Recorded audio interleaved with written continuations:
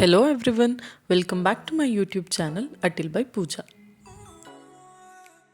ಇವತ್ತು ನಾನು ನಿಮ್ಮ ಮುಂದೆ ತಂದಿರುವಂತಹ ರೆಸಿಪಿ ಮ್ಯಾಂಗ್ಳೂರಿಯನ್ಸ್ ಮೋಸ್ಟ್ ಕಂಫರ್ಟೇಬಲ್ ಫುಡ್.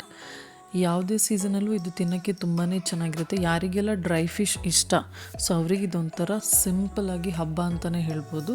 ಇಲ್ಲಿ ನೀವು ನೋಡ್ತಾ ಇರ್ಬೋದು ಕುಚ್ಚಲಕ್ಕಿ ಗಂಜಿ ಜೊತೆ ಸ್ವಲ್ಪ ಸೈಡಲ್ಲಿ ಒಂದು ಸ್ವಲ್ಪ ಉಪ್ಪಿನಕಾಯಿ ಮತ್ತು ಈ ಸೈಡಲ್ಲಿ ಇಲ್ಲಿ ಕಾಣ್ತಾ ಇರುವಂಥದ್ದು ಡ್ರೈ ಫಿಶ್ ಚಟ್ನಿ. ಇದೇನಾದರೂ ಸಿಕ್ಕರೆ ಸ್ವರ್ಗ, ತುಂಬಾ ಎಂಜಾಯ್ ಮಾಡ್ಕೊಂಡು ತಿಂತಾರೆ. ಸೊ ಅದನ್ನು ರೆಸಿಪಿನ ನಾನಿವತ್ತು ನಿಮ್ಮ ಜೊತೆ ಶೇರ್ ಮಾಡಬೇಕು ಅಂತ ಇದ್ದೀನಿ. ಡೆಫಿನೆಟಾಗಿ ಡ್ರೈ ಫಿಶ್ ಇಷ್ಟ ಇರೋರು ಈ ರೆಸಿಪಿನ ಟ್ರೈ ಮಾಡಿ.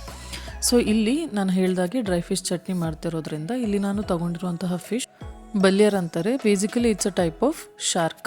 ಸೊ ಇದನ್ನು ಕ್ಯೂಬ್ಸಲ್ಲಿ ಕಟ್ ಮಾಡಿ ಸೇಲ್ ಮಾಡ್ತಾರೆ, ಡ್ರೈ ಮಾಡಿ.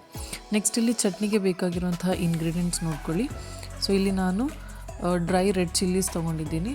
ನೆಕ್ಸ್ಟ್ ಇಲ್ಲಿ ಬೆಳ್ಳುಳ್ಳಿನ ಸುಟ್ಟಿದ್ದೀನಿ, ಈವನ್ ನೀರುಳ್ಳಿ ಕೂಡ ಸ್ವಲ್ಪ ಸುಟ್ಕೊಂಡಿದ್ದೀನಿ. ನೆಕ್ಸ್ಟ್ ಇಲ್ಲಿ ಕಾಯಿ ತುರಿ ಮತ್ತು ಹುಳಿ.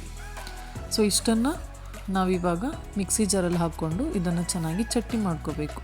ಸೊ ಇಲ್ಲಿ ಯಾವುದೇ ಕಾರಣಕ್ಕೂ ನೀರು ಆ್ಯಡ್ ಮಾಡ್ಕೊಳ್ಳೋಕೆ ಹೋಗ್ಬೇಡಿ. ನಾವಿಲ್ಲಿ ಚಟ್ನಿ ಮಾಡ್ತಾ ಇರೋದ್ರಿಂದ ನೀರನ್ನು ಆ್ಯಡ್ ಮಾಡಲೇಬಾರ್ದು.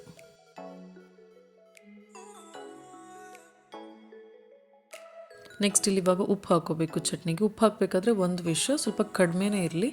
ಯಾಕೆ ಹೇಳಿದರೆ ಡ್ರೈ ಫಿಶಲ್ಲಿ ಉಪ್ಪು ಜಾಸ್ತಿ ಇರೋದ್ರಿಂದ ಆಮೇಲೆ ಅದು ಬ್ಯಾಲೆನ್ಸ್ ಆಗುತ್ತೆ. ಇಲ್ಲಿ ನೀವು ನೋಡ್ತಾ ಇರ್ಬೋದು ಆಲ್ರೆಡಿ ನಮ್ಮ ಚಟ್ನಿ ಇವಾಗ ರೆಡಿ ಆಗಿದೆ. ಸಪೋಸ್ ಈ ರೆಸಿಪಿ ಮಾಡಬೇಕಾದ್ರೆ ನಿಮ್ಮ ಮನೇಲಿ ಯಾರಿಗಾದ್ರೂ ಡ್ರೈ ಫಿಶ್ ಇಷ್ಟ ಇಲ್ಲ ಹೇಳಿದರೆ ಈ ಸ್ಟೆಪ್ಪಲ್ಲಿ ಚಟ್ನಿನ ಎತ್ಕೊಂಡು ಹಾಗೆ ಗಂಜಿ ಜೊತೆ ತಿನ್ಬೋದು. ನೆಕ್ಸ್ಟ್ ಸ್ಟೆಪ್, ಇವಾಗ ಸ್ಟಾರ್ಟಿಂಗಲ್ಲಿ ನಾವೇನು ನೀರಲ್ಲಿ ಹಾಕಿಟ್ಟಿದ್ವಲ್ಲ ಫಿಶ್ ಕ್ಯೂಬ್ಸ್, ಅದನ್ನು ಇವಾಗ 10 ನಿಮಿಷ ಆದಮೇಲೆ ನೀರಿಂದ ತೆಗೆದ್ಬಿಟ್ಟು ಚೆನ್ನಾಗಿ ಅದನ್ನು ತೊಳೆದು ಈ ಥರ ಫ್ರೈ ಮಾಡ್ಕೋಬೇಕು. ಸೊ ಸ್ಟಾರ್ಟಿಂಗಲ್ಲಿ ನಾವು ಡ್ರೈ ಫಿಶ್ನ ಏನಕ್ಕೆ ಬಿಸಿನೀರಲ್ಲಿ ಹಾಕಿಡ್ತೀವಿ ಅಂದರೆ, ಸೊ ನಿಮಗೆ ಗೊತ್ತಿರ್ಬೋದು ಬೇಸಿಕಲಿ ಡ್ರೈ ಫಿಶ್ ಹೇಗೆ ಮಾಡ್ತಾರೆ, ರಾ ಫಿಶ್ನ ತೊಗೊಂಡ್ಬಿಟ್ಟು ಅದಕ್ಕೆ ಚೆನ್ನಾಗಿ ಉಪ್ಪನ್ನ ಹಾಕಿಬಿಟ್ಟು ಬಿಸಿಲಲ್ಲಿ ಒಣಗಿಸ್ತಾರೆ.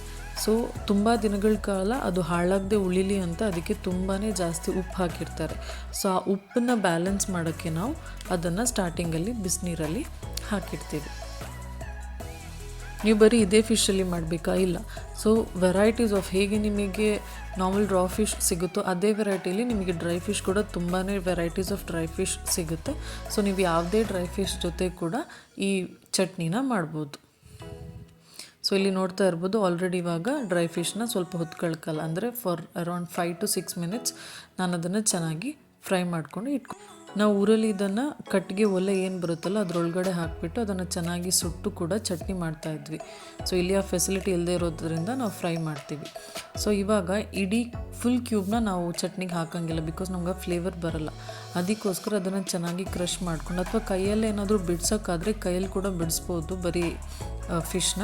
ಇಲ್ಲ ಹೇಳಿದರೆ ಈ ಥರ ಚೆನ್ನಾಗಿ ಕ್ರಷ್ ಮಾಡಿಕೊಂಡು ಇದನ್ನು ಚಟ್ನಿಗೆ ಹಾಕಿ ಚೆನ್ನಾಗಿ ಮಿಕ್ಸ್ ಮಾಡ್ಕೋಬೇಕು. ಇದನ್ನು ಈ ಥರ ಮಿಕ್ಸ್ ಮಾಡಿಬಿಟ್ಟು ಒಂದು 15 ನಿಮಿಷಗಳ ಕಾಲ ಹಾಗೆ ಬಿಡಬೇಕು. ಅವಾಗೇನಾಗುತ್ತೆ, ಚೆನ್ನಾಗಿ ಅದ್ರ ಡ್ರೈ ಫಿಶ್ ಏನು ಫ್ಲೇವರ್ಸ್ ಬರುತ್ತಲ್ಲ ಅದು ಫುಲ್ ಚೆನ್ನಾಗಿ ಚಟ್ನೀಲಿ ಹೇಳ್ಕೊಂಡು ನಿಮಗೆ ಸೂಪರಾಗಿರುತ್ತೆ. ಇದು ಹಸಿ ಚಟ್ನಿ ಆಗಿರೋದ್ರಿಂದ ಇದನ್ನು ನಿಮಗೆ ತುಂಬ ದಿನಗಳ ಕಾಲ ಸ್ಟೋರ್ ಮಾಡೋಕ್ಕಾಗಲ್ಲ.